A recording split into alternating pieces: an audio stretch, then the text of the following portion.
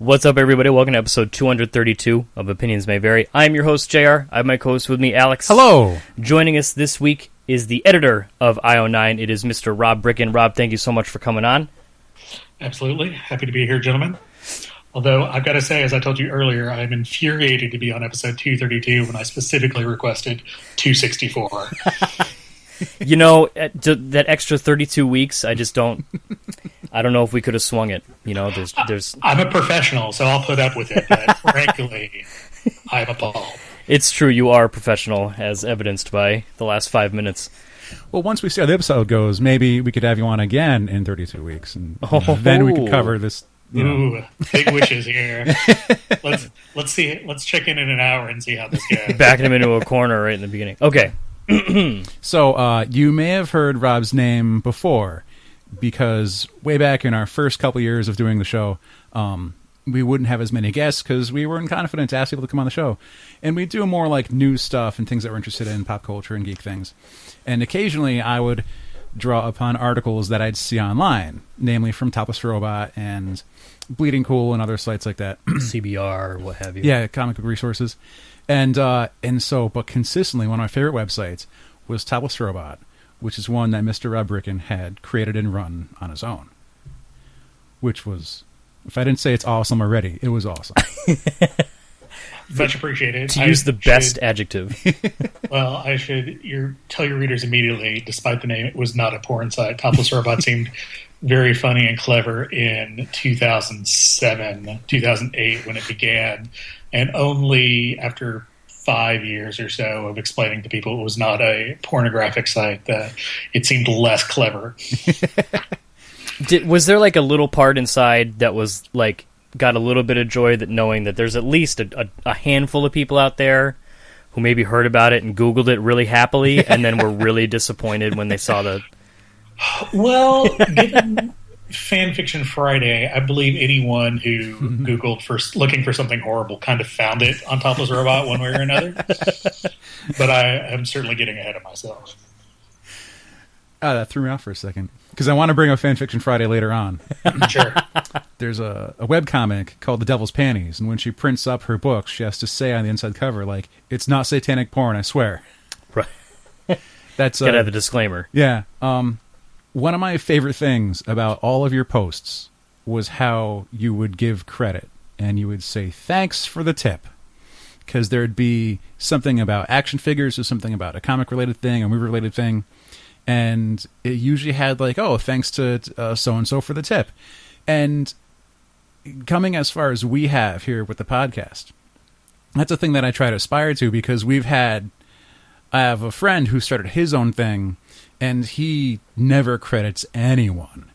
Ugh. And he got all his Facebook followers by like basically reposting memes and pictures and pop culture things and geek things and just pictures of like comic characters saying silly things or, you know, fan art or whatever, and never gives any credit or any tips or anything. So like I would post something and then I'd see it on his site like 5 minutes later and I would comment like, you're welcome. So anytime I shared something, I was like, shared from Jess, shared from Krista, shared from Joe, because I want to give recognition. And our occasional co-host Brett also follow your site, and like he points out, he's like, props on giving credit, man.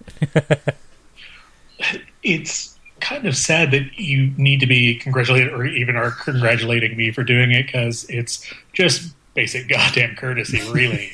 Can I say goddamn? Is this? Oh yeah, do it. Yeah, go for it. Do it.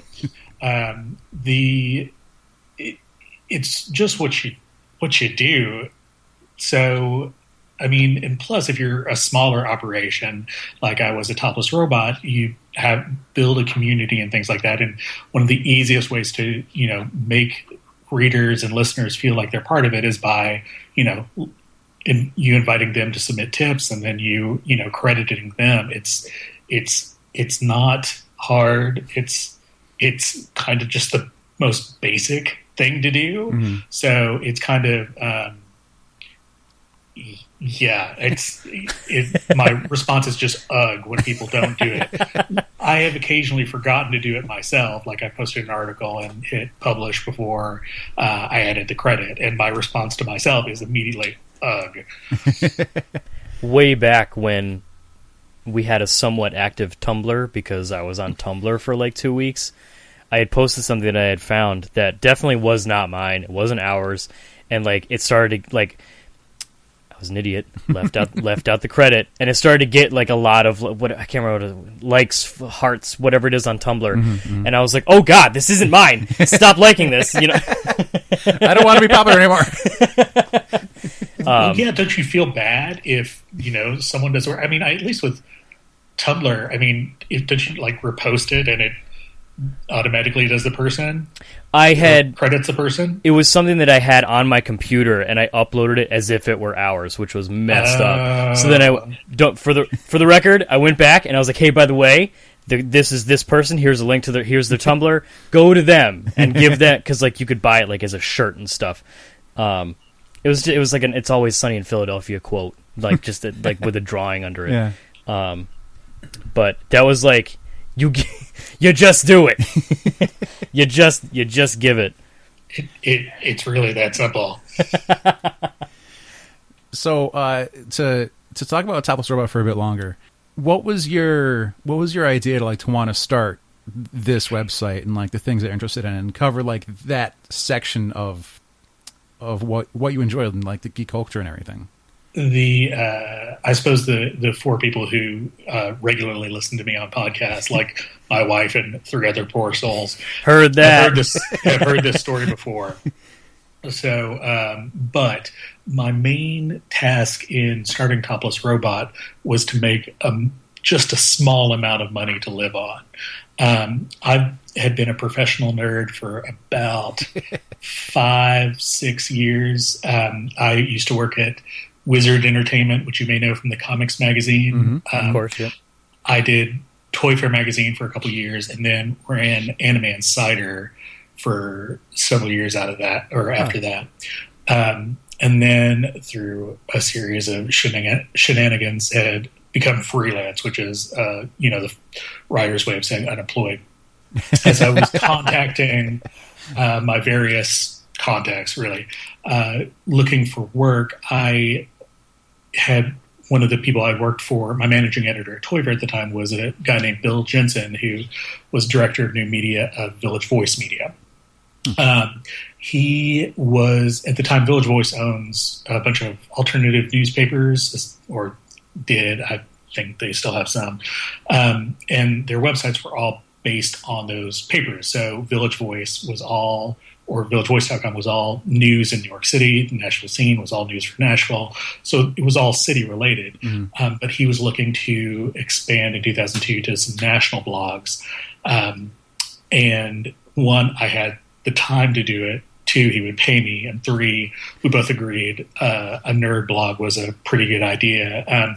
There are plenty of, sites about comics or video games or anime or something like that. And my goal with Topless Robot was to aggregate the best of it, or the biggest news, rather, in one place, so that I always had the idea of being a well-rounded nerd. So I'm very big into toys. I used to be very big into anime. My interest in video games has waxed and waned. But I always want to know what's going on. Like, I'm not a super huge comic guy, but if something's happening in Marvel or DC, like inside the comic universes, I want to know. If there's a new video game coming out, a big one, I want to see the trailer just to check it out. So that was my goal, to just have the cream of the crop of news, so that people could kind of get the best of all worlds. And I'd expect them to go to their comic sites if they wanted hardcore comic stuff and so on. And it seemed to hit a niche. People enjoyed it, and I got to the point where not only was it paying me more than a modicum of money, not a ton, it was the internet after all, but I did get health insurance for a while, so that was pretty cool. And you can work for the internet in some way and get health insurance, you're doing something right. Speaking from a fellow adult, that's like, yo, really? You got health insurance? Like, that's... I'm like, damn, dog! Like, that's a big deal. It really is. was married in 2004 or so. Like my wife was employed with a magazine company at the time, a business magazine company, and she is, I've said it before, and again, the only reason Topless Robot exists is because she was, one, supportive enough, and two, could support us both while I basically worked for nothing 8 hours a day to get Topless Robot off the ground. And I'm lucky it took off like it did, but certainly if anyone enjoyed Topless Robot, they should thank my wife, Lori Stark. Was it... because like you obviously put the work into it with so many other blog sites out there. I mean, we listed off just a couple off the top of our head earlier. Was it like mildly terrifying, but also like, is it tough to like make it fresh and like make people want to come to your site as opposed to someone else's? Like, what do you attribute to Topless Robot's initial success? Well, I'd certainly done it for a while too. I again think I had a reasonable new take to just again kind of like I can't think of an equivalent necessarily, but to just have the top pieces of all the different genres of nerd news. Right. But I also, I mean, I was one dude sitting in my apartment or house or wherever at my desk. I had neither the time or the ability to go out and do like hardcore reporting. Mm-hmm. So I was very much just a news aggregator. And a lot of sites do that. There's nothing wrong with that. But knowing that, people probably wouldn't necessarily get news from Topless Robot first, I always wanted to try to make sure that people would want to come to Topless Robot to see my take on it. So beyond a casting announcement or maybe just a video game preview, I tried to add some kind of context to it or critique or thoughts about it or something like that. A little bit of a value add. I mean, it's kind of ridiculous to say that people came for, my takes, hot takes, if you will. But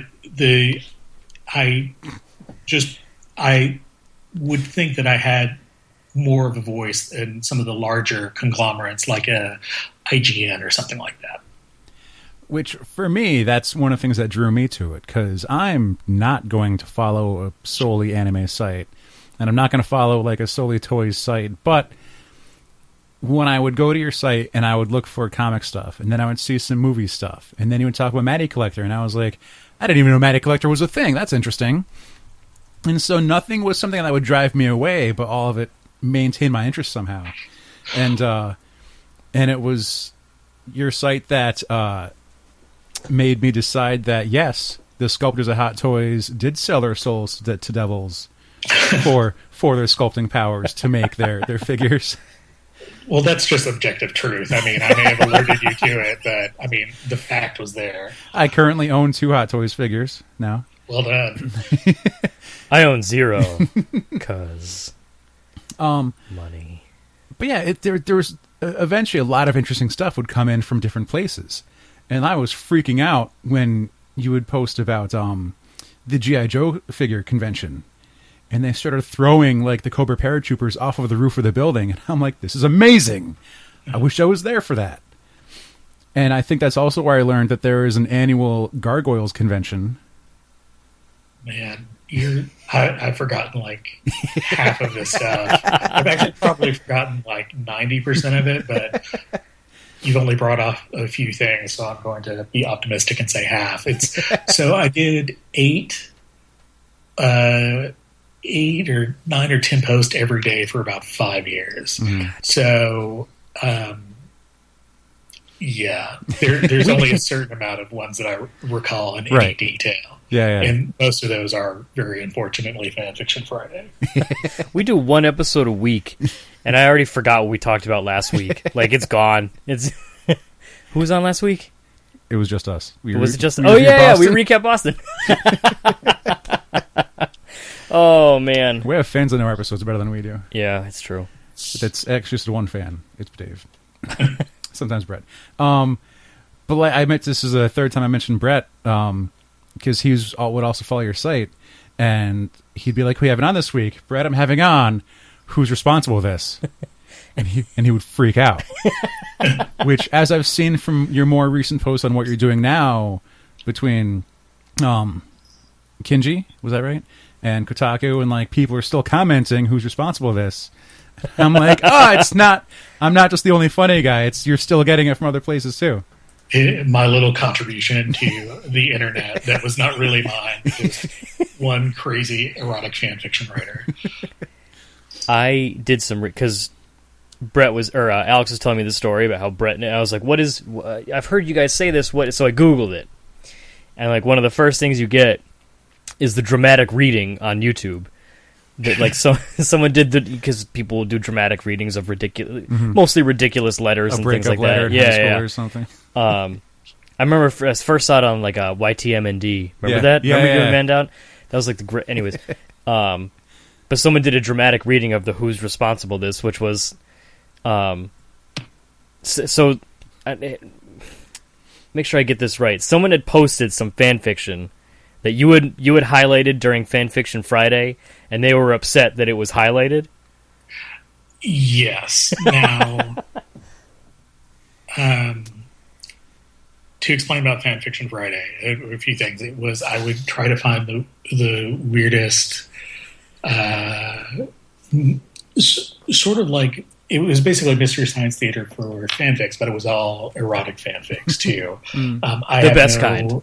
I have no real interest in fan fiction. I especially have no interest in erotic fan fiction. But I was looking to put Topless Robot on the map, and I love Mystery Science Theater, so that seemed to be a way to do it. So I did it for many years. Honestly, I feel I'm ambivalent about it now. For one, I'm emotionally scarred. Two, I think a lot of people were writing these things for fun and had no issues, but there were a few, like this particular gentleman, who were, all in on their talk about, characters having sex with Pokemon, and if they're not hurting anybody, I Yeah. There's a reason it was discontinued for io9, and I'm perfectly pleased with that reason. Fair, so to speak. So, yes, that person had seen the Mystery Science Theatering, the riffing of his fan fiction, which I believe was about a young woman and her Teddy Ursa Pokemon. I'm not sure that's true, but I do know that breasts were referred to as milk junkies at one point. Oh, man. And yes, he got on the comments and she got on the comments and was furious, and was about a typist as poor as I am, unless I really double check myself, and was so livid that they wrote "Who's responsible this," and it just became kind of a wonderful thing. I think she actually kind of enjoyed the infamy. I also remember with the first letter, though, he wanted to speak to the moderators to ban us all from his erotic pornography database site, which was not a threat that many of us were that concerned about. Well, I mean, there's probably like thousands of others that you could. Yeah. There are. I can attest to that. Sadly, I almost forgot about the editing of the posts, because that was a thing that people would comment on when like a new post come up, and like sometimes it'd say like, "Oh, there's a typo there and a typo there," right, and he would just leave them in. Well, yeah. Oftentimes, and then like it's like New Year's resolution, not going to edit my posts either, just like last year. And I'd be like, I don't care. I can still read it. It makes sense to me. We got to make a friend at an event called Kineticon a couple years ago, where we ran into Adam Warrock. Right. Yeah. And we saw him perform. We went to his table. We're like, hey man, I first heard about you because Topless Robot mentioned your Firefly soundtrack, or your album. And he's like, oh yeah, Topless Robot. I was like, no shit, and like it was a great moment where like now we had some like a level of relation, and I was like, this is perfect because now I have an excuse to talk to him about more stuff, more, because he was really cool too. Topless Robot brings a very tiny amount of very nerdy people together, and I'm very pleased about that. Topless Robot was one of the sole reasons. When we first started this, back when we were trying to be like the news podcast, we're gonna bring you all the latest blah blah blah once a week. Yeah, exactly. Nice one. Topless Robot was one of the sites that'd be like, okay, what's happening?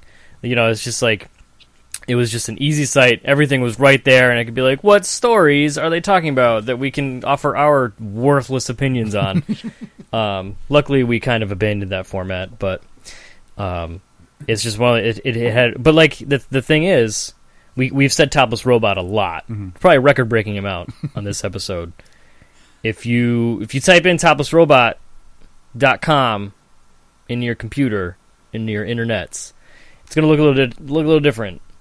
Oh yeah, it's called the Robot's Voice now. Yes, which is a much less terrible name.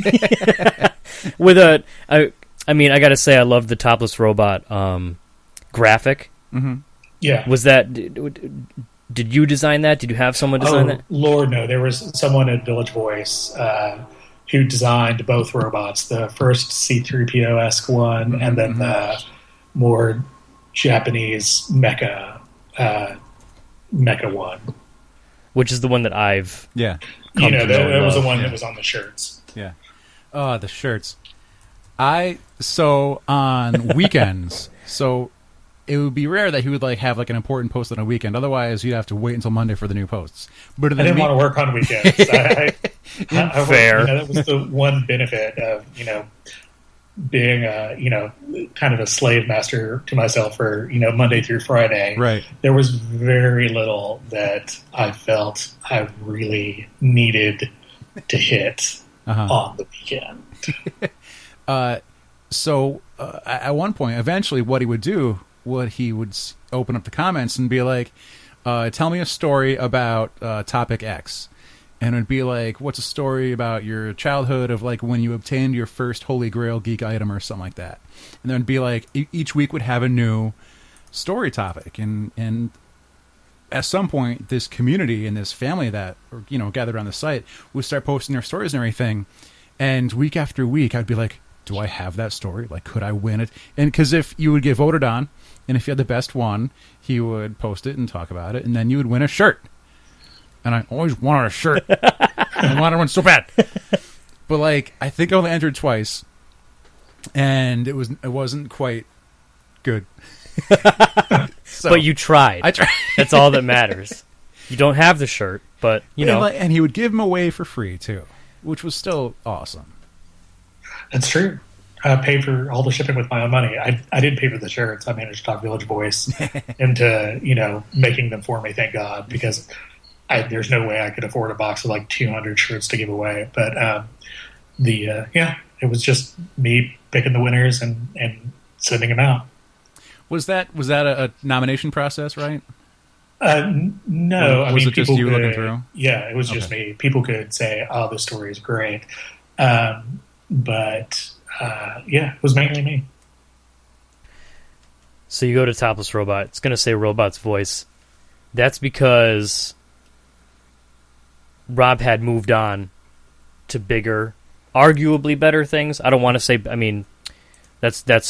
I'll say better. io9 is a much bigger, more professional website in many regards. It's not run by. Just me typing everything and not editing anything. It's got a great staff, and it's got a far reach. And yes, it is very safe to say that io9 is better than Topless Robot / the Robot's Voice. So you what year was that? It was 2013. 12. I was going to say 13. Tail end of that. You take a job at io9 and kind of leave your baby to someone else. Was that a tough decision? Obviously io9 was a well-established site. That's great, but to trust your, I referred to it as a baby, to someone else, was that one a tough one? It was not super hard. I mean, I'd done Topless Robot for 5 years, and I was pretty burned out. I mean, I know I went from doing nerd news to basically doing nerd news again. But just the kind of the format and the just relentlessly posting on my schedule that I had made for myself and no one else had, and the fan fiction and even the contest. It was just something I'd done for 5 years. Mm-hmm. So I was happy to try a new venue, work with new people, and one thing that I could do at io9 that I couldn't do at Topless Robot is that I would have time to work on larger features and fun lists and things like that, mm-hmm. And do more writing that satisfied me. So I really liked that. It was also a substantial pay raise, which is not bad at all. As I said in the final post, sometimes you've got to abandon your baby and hope that someone else finds it, and that's what I did with Topless Robot. So it was sad. It was something I started, but I don't regret moving on, and I didn't regret it then either. Moved on to that new hotness, to go to Men in Black, old and busted, new hotness. Not to say Topless Robot was old and busted, but it was a little busted. It's fine. Again, that was part of its charm. Yes. Look, no one, least of all me, is going to, pretend that Topless Robot was some kind of pinnacle of web journalism or anything like that. It was fun. I enjoyed it, and it did great. I'm not trying to trash it either, but it was exactly what you needed, Yeah. There was an article. Hey, that sounds intriguing. I'm going to click on that and read the rest of it. Mm-hmm. It was just one nerdy, angry dude writing a bunch of nonsense all day. So it was something I was good at, but it had its limitations. So moving on to io9, did your sense of what the internet is change at all? Because since io9 has its own, they have their own fans, their own following already, and then bringing your Topless Robot fans with you compared to having the established io9 people already there, we say time and time again, there's sections of internet that are great and the people are amazing, and then sometimes it's just toxic. It's toxic waste. Yeah, I mean, that's its own kind of ever-growing issue. I wouldn't necessarily think that I perceive the internet as changing, but certainly the audience changed. It was much bigger. I had kind of become a very curmudgeonly nerd persona. Very little. I wasn't excited about much, but I was very willing to bitch and complain about stuff, and that kind of became my shtick.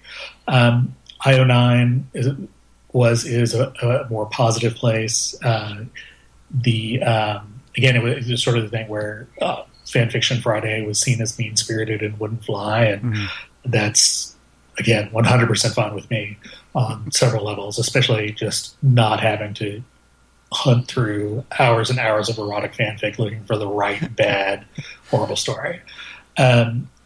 So, yeah, it was a different audience, and I used different nerd writing muscles in my brain and so forth like that, so... Yeah, I do remember the first post where I think, did you have to issue an apology? Because the very first Fan Fiction Friday that appeared on io9, that didn't go over well because, as you said, it was a different audience and they saw it as your mean-spirited. Yeah, it was mean. Yeah. It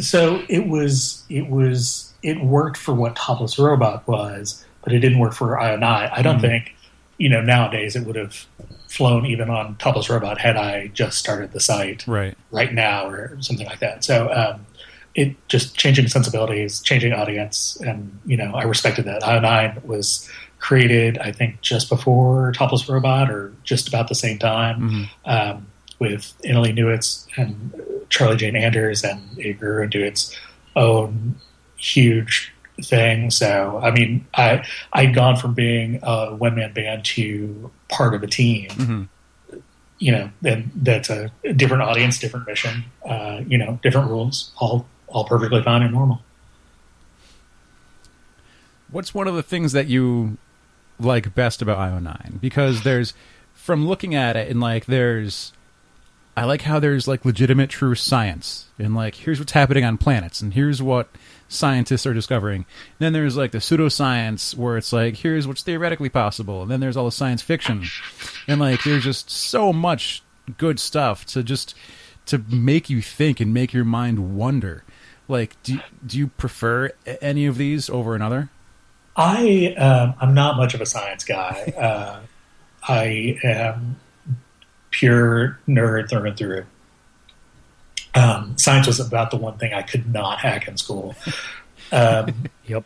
So when I cover kind of the nerd news, that's often a little bit of the same. But if I had to say what I enjoy, it's going to sound obsequious, but it's just my staff. They're so good and they're so talented, and they make. I've managed, people before, and had different sets of resources before, and these guys do a great job, and they make my job very easy. So I love working with them. I love their work. Mm-hmm. So that's stepping up to where we mentioned before you started at io9, and now you're the editor. Yes. And I have... Sounds terrifying. It is. Charlie Jane Anders stepped away in April after, I guess 7 years, I think, maybe more. Mm-hmm. No, maybe like 8 or 9, to work on her novels. And so it wasn't necessarily a job. It wasn't absolutely not a job I was gunning for in any way, shape, or form. I would have loved Charlie Jane to stayed forever and ever and ever. I don't begrudge her going, but since I've been a professional nerd and I've run teams and magazines and so forth like that, I think I had the most managerial experience of the io9 staff at the time, and I'd been assisting Charlie Jane as managing editor for a few years at that point anyway. So it was pretty logical, I think, for I don't know that if anyone is appalled or despises me, they've been very circumspect about it, which I appreciate. But it's been a terrifying transition, but it's been pretty normal. And again, the fact that James Woodbrook and Cheryl Eddy and Catherine D'Acosta and Jermaine Lucier and Evan Narcisse, they make what honestly should have me quaking every day in pure terror.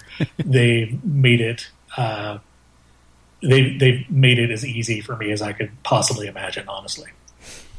As someone who has no idea exactly what an editor does, what's the level? So, like, does your staff come up with stories, or like what's the level of like what they say? I have an idea for this, or I'm thinking I'm working on this, compared to what's assigned to them, and like, hey, how about a review on Stranger Things or something? Like, is there like a 50-50, or do you just trust them to come up with stuff and say like, yeah, that'll go up? I can tell you how io9 works, but it's going to be, just one case. Nothing I can tell you is going to be exactly what any editor does at any other website or publication or anything like that. Okay. First of all, there's the day-to-day news. Generally, the guys find the news and write it. Oftentimes, I will find news and assign it, and that just kind of gets us through the day. io9 has a number of different features that we post throughout the day, which the writers will usually pitch to me, and I will approve and direct or edit before they write it, and then when they write it, they submit it to me, and I edit it both for content and copy to get it what I think is the best it can be before publication. Sometimes I have ideas that I will suggest. For instance, just today, Jermaine ran an article on the old 80s movie Cloak and Dagger. Mm-hmm. I have no idea if you guys are remember that or I just read that, and I do remember watching it as a kid. Okay. I just caught that on HBO a little while ago, and because I remember seeing it as a kid and couldn't really remember what happened other than there was an imaginary Dabney Coleman for part of it. And so I saw it and realized that this film literally had a child murder a man. Yeah.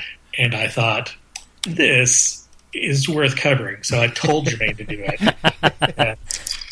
Demanded, really. But he was happy to. He also, as a kid, was obsessed with the movie. So we we had a good time. He wrote it. He and I worked on it, kind of together. And it was out today. I think it's darn good, if I do say so myself. I dug it. I read the article.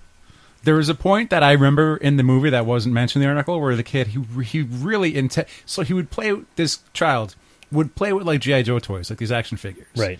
And as he would play with them, sometimes they would actually die in his play version. And then he would have to bury them.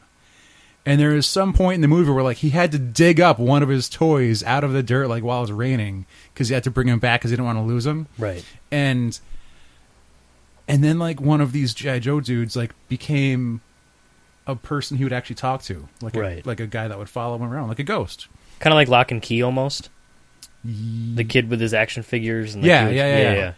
Except at some point, the dude jumps in front of a guy who's shooting at the kid and takes a bullet and dies in front of him. Oh. But he's not a real dude, but he dies. And like, as a child, I was like, what's happening?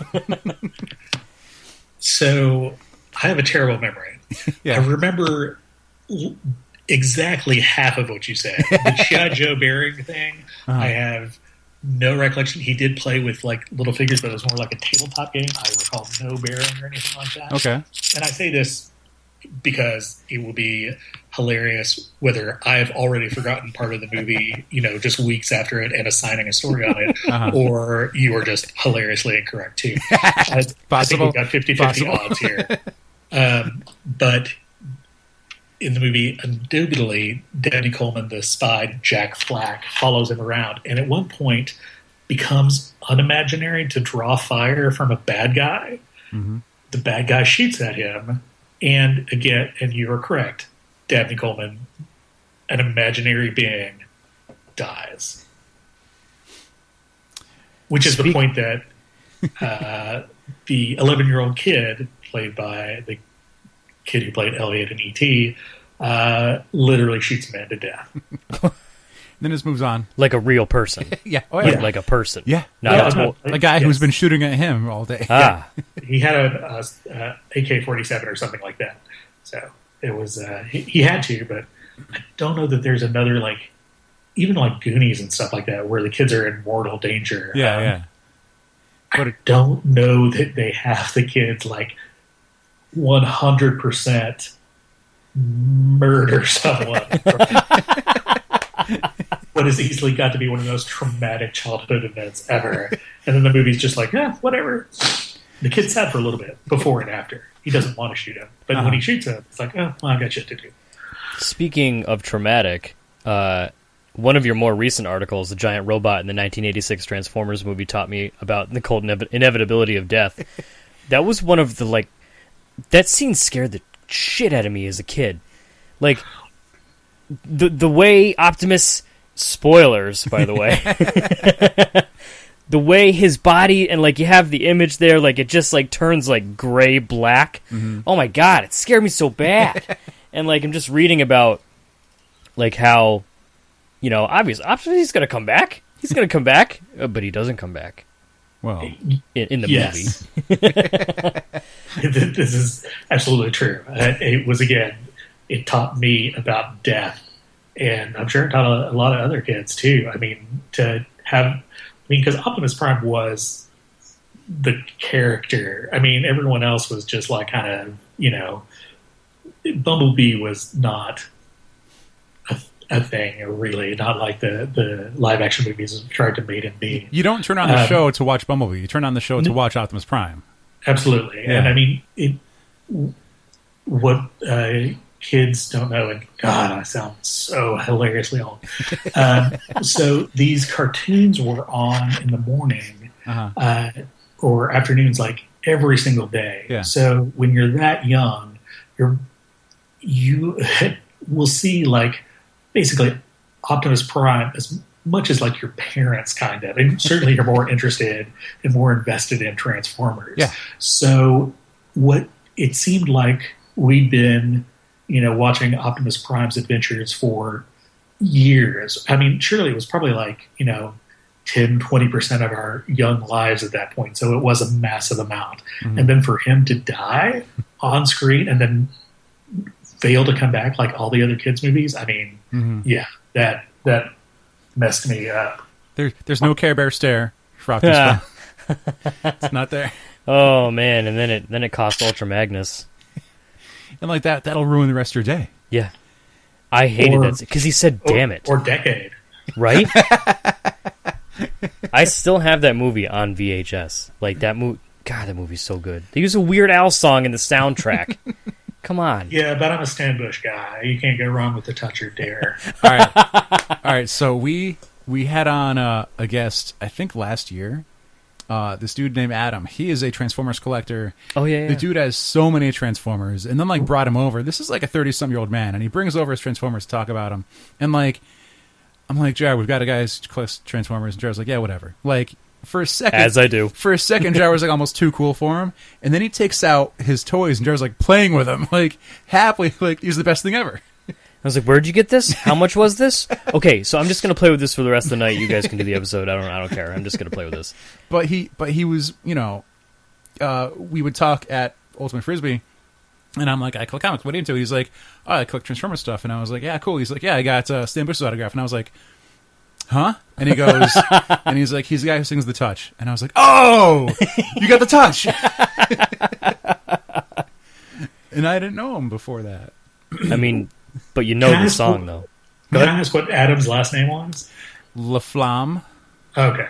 Yeah. I know a couple hardcore Transformers fans named Adam. I was just curious if that was one of them. It isn't. This dude there goes are more than one, crazy hardcore Transformers fans named This Adam. guy goes to BotCon and like he has a Holy Grail figure he hasn't been able to find yet.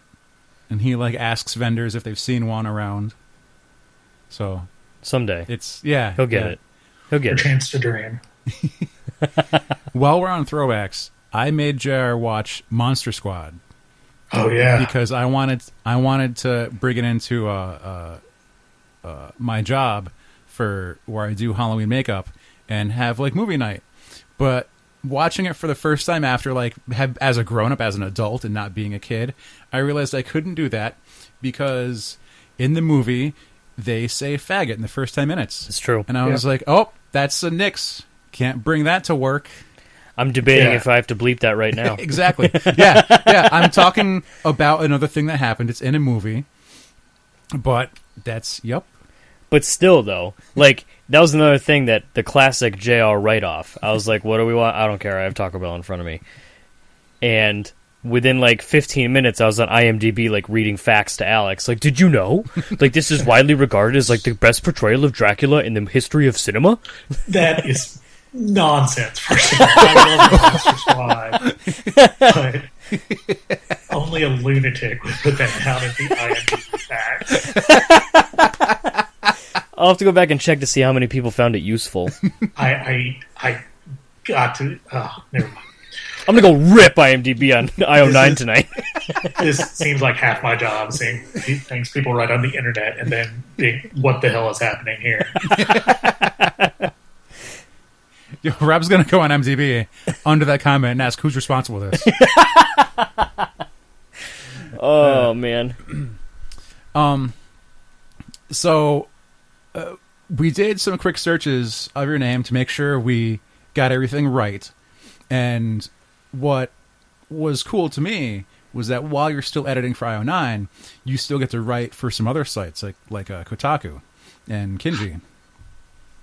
Well, it's also owned by Gawker Media. Yeah, it's under the same. We kind of share and share alike. If the Kotaku does, does their own comic coverage, and obviously the big video game stuff, their No Man's Sky review, we will absolutely post, and then some of the things, our comic coverage, or some of the things I write will get posted over there. Occasionally, it'll pop up on Deadspin, even, but yeah, we kind of. The Gawker sites share alike often.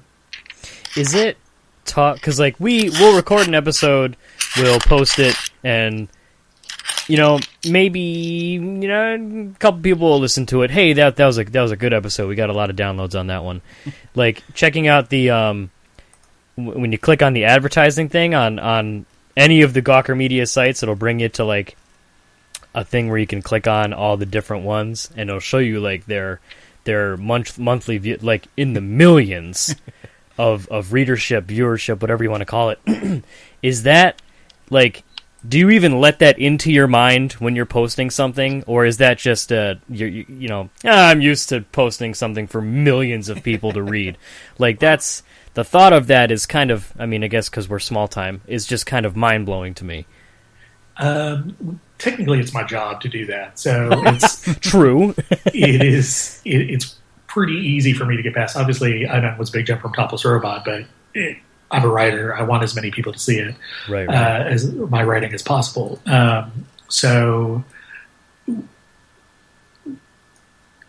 yeah, not every post you do obviously is going to reach that maximum number. Right.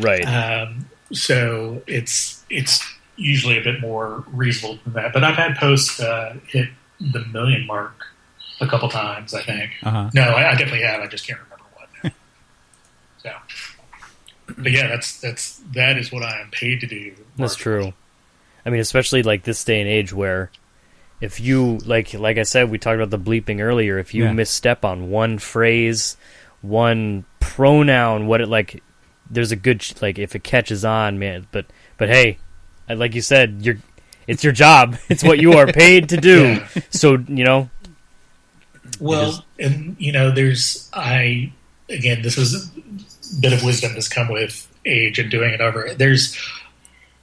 You do your best not to have errors, but they're going to happen here and there. Mm-hmm.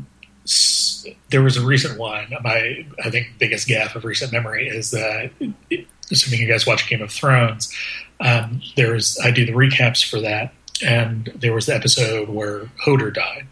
Now, I write my recaps right after the show ends while it's all reasonably fresh in my mind. Mm-hmm. And I had written about how the show had murdered George R. R. Martin because this was something that didn't happen in the books. Right. And I, based on the evidence of the books it presented, which I don't need to go to. It didn't seem like it was necessarily likely to happen. There's some unreliable, not narrators, but characters that have been presented to be reliable that must be unreliable now in order to make this happen. There's some inconsistencies that are obviously planned, but no need to get into it. Anyway, I wrote that, and I qualified it because I'm not a moron. I know that this is very possibly something George R. R. Martin had planned, but I didn't know for sure. Uh-huh. I just know that the book didn't seem like it would do it, and I thought, man, the show has created its own moment beyond something I've seen in the books, and even if Martin does it in a future book, I have a hard time seeing how they're going to match that, or I have a hard time how he's going to match that visceral thrill. Well, so what I didn't know is that inside the Thrones, the 5-minute, not after show, just a little behind the scenes that comes out after every episode airs, just on YouTube. Right. In that week's episode, the creator of the show, Benioff and Weiss, explained how the Hodor death was 100% a George R. R. Martin plot point. So I qualified myself, but I was technically wrong. In my defense, Inside the Thrones had been absolutely useless for the last 5.5 seasons before this one. I didn't even know it existed. They're literally just behind the scenes stuff, fun, but there's never been, I think, any new plot information ever. So I hadn't watched it in forever. It never even occurred to me to watch it. So obviously people were losing their minds, as people are wont to do on the internet. Especially with a fandom like Game of Thrones. Oh, yeah. And so that's response. Mm-hmm. So I have, my article is mainly based on inaccuracy. Again, I've qualified it, so I have allowed it. I'm not a moron where I've said there's no way George R. R. Martin did it. But I can. Do I double down on that and say, I didn't technically make an error because I qualified myself, or do I get very defensive, or do I, get angry and talk down to the readers or something like that? Well, the best solution and the right solution is to fess up. I got in the comments. I explained what happened. I apologized for the error. It was still an error. And said that I'd fix it. And fans seemed both to accept it and appreciate it. And we all moved forward in a reasonable manner. So, God damn, where did we even start with this question? What the hell? No, that's a super... I mean, it goes to show that, like, not all... Because, like, a lot of the times you see with the internet outrage, even when someone comes out and says, yeah, I was wrong. My bad. Sometimes people will be like, no, that's not good enough. That's not good enough. I need your career ruined. You need to quit. Fire Rick Remender right now. Remember that? Yeah. Remember that? Yep. But, like, I mean, that's the best way to go about it. Oh, man, messed that one up. On to the next story. Like, it's just, what's the point of hovering on it? Yeah. Yeah. Oh, I remember that. So, yes, mistakes will be made. Exactly. And they can be major mistakes in a small article. They could be significant but not all-encompassing mistakes in an article that a zillion people read because it's a Game of Thrones recap. You just gotta kind of fess up and admit it and try and do better. I accept that I will do it, and I try my best not to do it. And now you're stuck watching a YouTube show every week after. Yes, and again, it has not been useful in the tiniest degree, but I will absolutely watch it till the end of the show, just in case. So do you read the books as well? Yeah. Are you pumped for Winds of Winter? Have you read any of the stuff that he's leaked? Yes, but I mean, it's been so long since then, I don't super recall the different entries. But who's not excited about Winds of Winter? I know, right? Like, I got into it late. Like, I didn't read Dance with Dragons. Like, I didn't even start the series until like 3 years after Dance with Dragons came out. And even now, I'm like, God, it's been so long! And I just got into it. I work with people who, like, read Game of Thrones, the first one, like, the year it came out, in, like, 96 or whatever it was. I can't even imagine the kind of, like, anticipation and also, like, I mean, it's got to come out eventually, right? Eventually. Yeah. Possibly this year. Oh, no, we said January of 2017, right? It's not coming out this year, but yeah. it may come out next year. Eventually. It may not. Eventually. Like, either way, life will go on. But will it, though? It honestly will. I understand. I get that question a lot. I accept it, but it will. It really will. And I think I'll be better for George being happy with the book.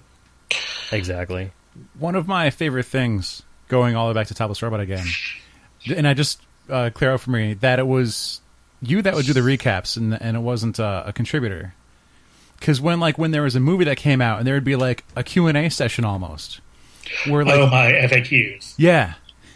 Yeah. Because it's like you'd watch a movie and then like you'd be describing something, but then there'd be a second voice that might be the audience or like, just as someone else be like, well, what about this? And he would have to try and explain it from the movie's point of view or from a fan's point of view. So it's like a frequently asked question. Yeah. and it was super good. It was really entertaining to me, at least. I appreciate it. That was the other thing that Topless Robot became famous for after I did one for Transformers 2, which was so impressively bad. I remember how that started is that I had written, an absurdly long regular review of Transformers 2, and it was like I had been up till 4 a.m. writing it, and I realized that I had written all this stuff, and I barely talked about what happened in the movie, like all the specific horrible parts that I desperately wanted to, highlight. And so I thought I thought about doing a list, I thought about doing different things, and I thought about, just kind of like I don't know why I thought of FAQs, but I could lead into different questions, and it just seemed like a fun way to do it. And that no one read the review. Everyone read the FAQ, and I've done them semi-regularly for various things. And that's gone over to io9 to reasonable acclaim. I enjoyed those. They were fun. It's good when you have the one fresh idea, like the Fan Fiction Friday, but when you can top it. It's like, I'm not just I have the other thing too. I got the FAQ. Like that's the thing that, I mean, we used to have the yearly topic. Like we used to do like flash questions, and like where we would have our guests answer and also ask us like rapid fire this or that questions, which every nerd, every geek has done. The quintessential one that we always used to refer to as Batman or Superman, because you can get a lot from someone from their answer, like, oh, you said really Superman? Are we going to be friends after this? I'm not sure. It's just a matter of keeping that fresh and being able to keep going with it. I will add to that, it is especially gratifying when one of your shticks is being known for basically dealing with erotic fan fiction. So if you can diversify from that, I highly recommend it. You took something that had no business being a thing, or like being like a thing that you're known for, and it's you're damn right I'm known for that. It was very much a double-edged sword. Like, oh, it was very popular. It's like, oh my god, I'm the erotic fanfic guy. Oh god, it's popular. Yes. We addressed this momentarily on an episode with our filmmaker friends Bob and Jared, because we were talking about I forgot his name. There's a guy that was on G4 who goes to conventions and he does like comedians do readings of fanfics, like at a panel for a performance, but that was seen as insulting and harassing, and so people would get it shut down, even though he would be like, look, we have permission from every fan fiction author to do this.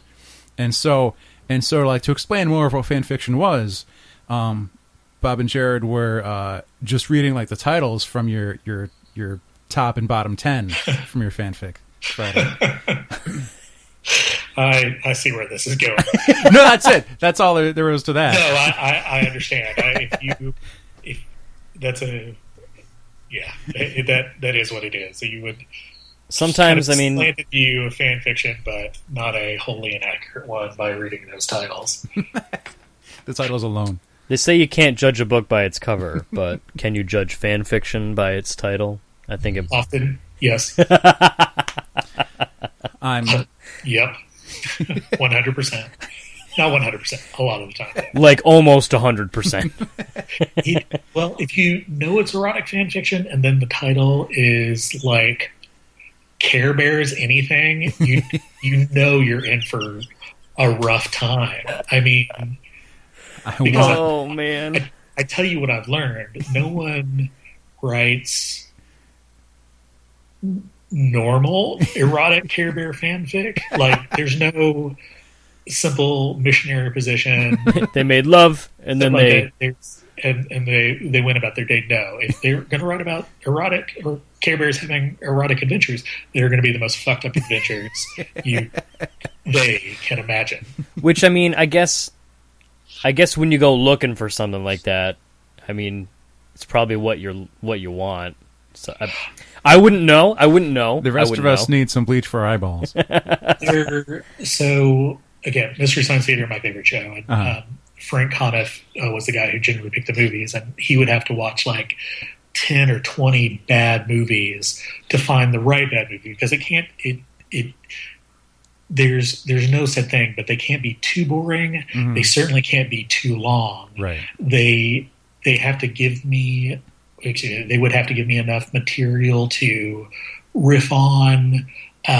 Some of them were honestly too depraved to actually do. So that's a lot of searching, in all honesty, and it was terrible. It was, I mean, it was popular, but then I'd have to spend like maybe a day reading just the worst erotic fanfic I could find, looking for the right story to do. It changes a man. I am a happier, healthier dude now that Fan Fiction Friday is its day is past. It's for the best. Yes. I'm dying to know, since you've become editor, how often do you demand pictures of Spider-Man? Oh, fair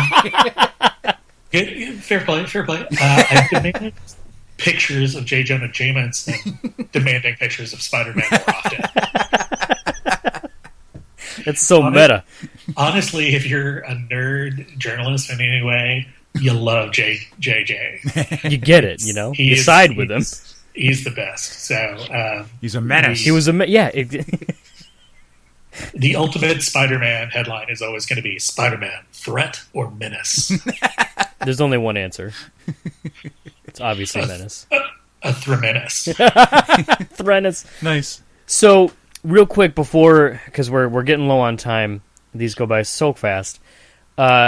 Being someone who's in the geek culture, the nerd, whatever you want to call it, what are you excited about? Because there's so much with the Marvel universe and the DC universe and all the movies and the shows and what has you excited? What are you looking forward to?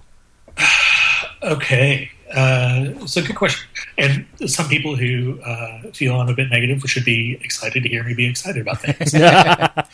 I'm not feeling Doctor Strange. That's the vibe I've been getting. It's not clicking for me. I honestly believe that Wonder Woman trailer is one of the best trailers I've ever seen. If it is half as good as like that trailer, I think it's going to be one of my favorites. It just looks like it gets Wonder Woman in a way the DC movies haven't. She looks awesome. She looks both. It's almost impossible for anyone to get Wonder Woman because she's such a bizarre amalgamation of a character. But this movie seems to do it. I love the World War I shift too. I think that's brilliant.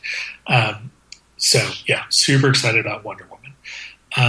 Marvel, I was a big Avengers guy back in the 80s. That was my jam. I'm excited about those, the next two Avengers films with Infinity War and all that.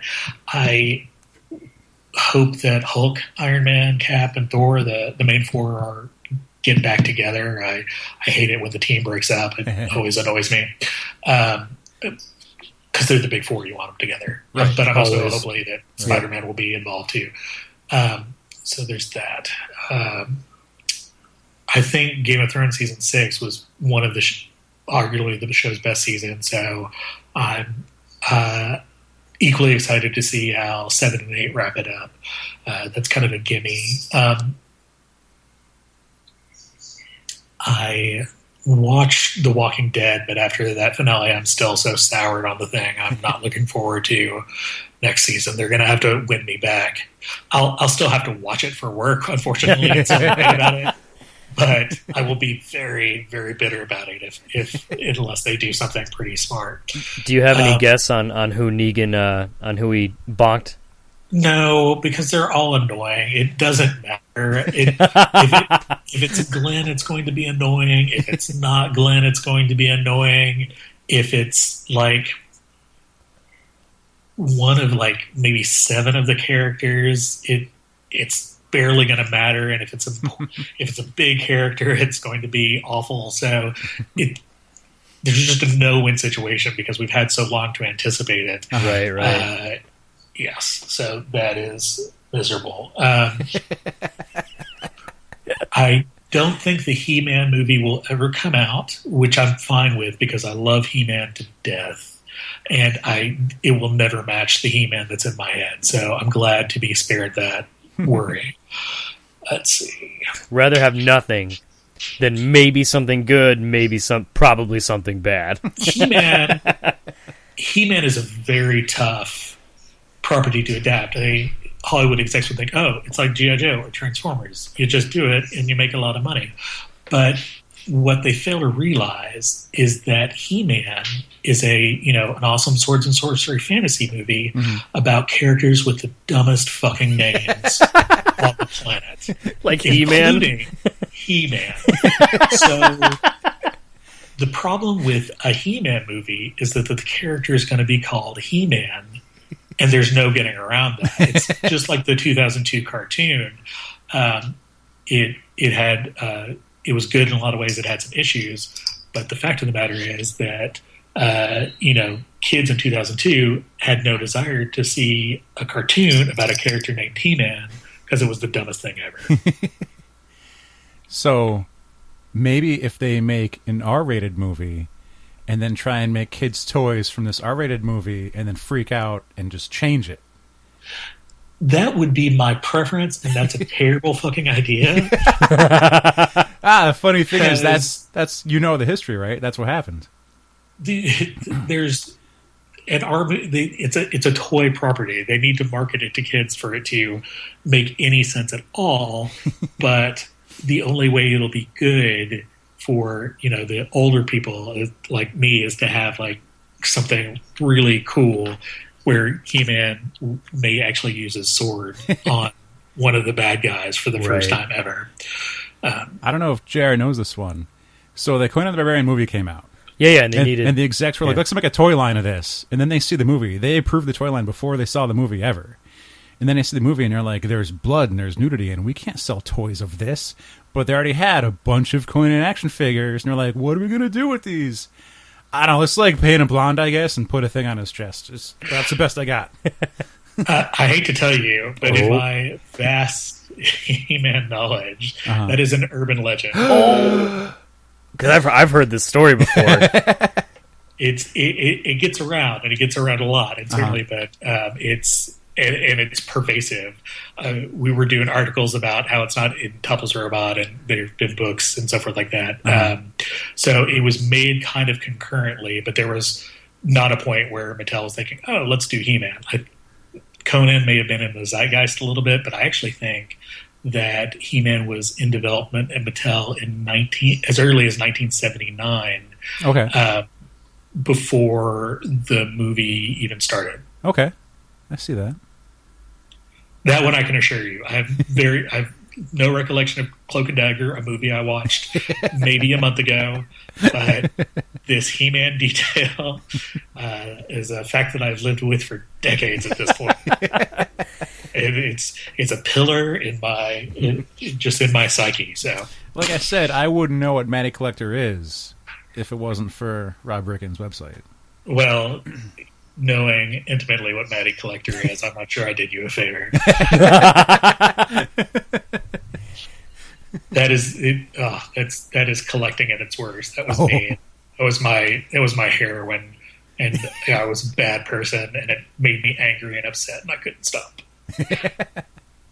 It's just so easy sometimes, Yeah, just collecting things. And then, things like Suicide Squad come out, and it just fuels it, You just get even angrier.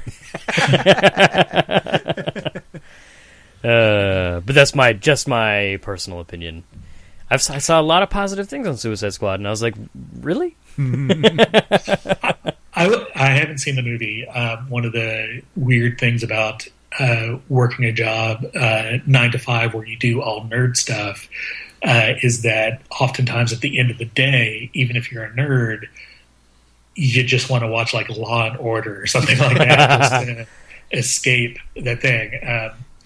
So I haven't seen it, but I was excited about Suicide Squad. I thought the trailers looked great. Yep. But the flaws that my people and generally all people have said seem very, very plausible to me. I can imagine being like, hey, look, enough about Trigon, okay? Can we talk about taxes, please? Let's talk about sportsings and the footballs. Honestly, it's a joke, but sometimes, even balancing a checkbook versus like watching a cartoon where I know that I will just be thinking of, oh, should I cover this? What's the way to cover this? What's my angle or something like that? As opposed to, just these simple things like going to the grocery where I can, just go on autopilot. It's recuperative in a way. Mm-hmm. I don't want to sound like I'm super complaining or anything like that because this is an awesome job and holy shit, every one of your people listening are, if they think I'm bitching, they hate me. But just in terms of an odd side effect of when you make your passion your job. Right. Mm-hmm. That's like what it turned into. Like I never even I remember when the first Daredevil season came out, I like forced myself to watch the last 4 episodes in one day because I knew we were talking about it that night. Right. And I was like, "Oh my god, is this episode over yet?" Because like I just wanted to get it. Like it's something that I wanted to enjoy. Right. You know, so like when it is your job, and we're not even getting paid for this. You know, Rob's writing articles for a bunch of people to read and all this stuff. His job depends on it. Yeah. And it's also the thing that you love, like so it's that line that you never really think about, and it's just like, what, it's the easiest job in the world, you write about this, whatever, but like it also might hamper you from enjoying it fully. Well, even when you're a nerd, I mean, there's oftentimes you do things or watch things out of a sense of obligation over actual enjoyment, so like you said, you'd want to, like, I feel like I got to watch these Daredevil episodes soon or whatever, but sometimes you're just not in the mood and you kind of have to slog through it. So that's an interesting. While that reminds me, though, I'm also excited about the Luke Cage show. I'm hoping that'll be very, not very different, but markedly different from Jessica Jones and Daredevil, in that hopefully the character won't be completely self-loathing and tortured. I'd like to see a Netflix Marvel hero who can smile, perhaps a little reluctant at first to use his powers, actually goes home after a day of being a superhero and gets a good night's sleep because he's like, I did good work. This is cool. Bye. I forced myself to go watch the Fantastic Four movie, thinking maybe I could have some jokes out of it, and I couldn't. It was so bad I couldn't even make fun of it. It's almost like unfair. It was painful. It was just purely painful. I did do an FAQ on that if you want to search it out. Ooh. I'm going to go do that, I'm gonna look that up. as soon as we end. Try io9 Fantastic FAQ. Obviously, normally at the end of episodes, we're like, hey, plug your site. Your site is pretty well known, and we've said the name a couple times. It's io9, like O is an O, the letter O, not a zero, io9.com, and all the sister sites under that. It's you can fall into the black hole of endless content, because you'll see one thing and then you'll want to see more things, and eventually you're just 8 pages deep. I have 4 tabs open in my browser right now of stories that I want to read once we finish, but I don't want to devote my attention to because I'll get lost. There's a lot of cool stuff, and like I said, with all the science things and all the media, and there's a lot of entertaining stuff on there. Well, much appreciated. If you've got 4 tabs open of stories, then I'm doing something right. It's true, man. I can't say thanks enough. It was an absolute pleasure getting the chance to talk to you, man. I know you're, excuse me, a very busy person with with all this great nerd stuff going on. Again, this was a blast. Thank you so much for coming on. Absolutely. Best of luck with the new digs, editor, amazingness. Hope to see what you pump out next. So I believe that'll do it, right? Yeah, I guess so. Yeah. We've only got a couple minutes over. So that's going to do it for this week. Thanks again to Rob Bricken. Until next week, I am JR. I'm Alex. I am Rob. Thank you very much. I kind of ruined it by saying your name. I am JR. I just heard the Alex, and I was waiting for the other one to drop in. Oh, he was first. Oh, shit. I'm sorry. I didn't realize I was second on this triumvirate. So, obviously, 264 is out. You've ruined it now. It's off the table. Delete this entire episode. We're not doing it. Anyways, that's going to do it. Episode 232. 232. Those were words of Opinions May Vary.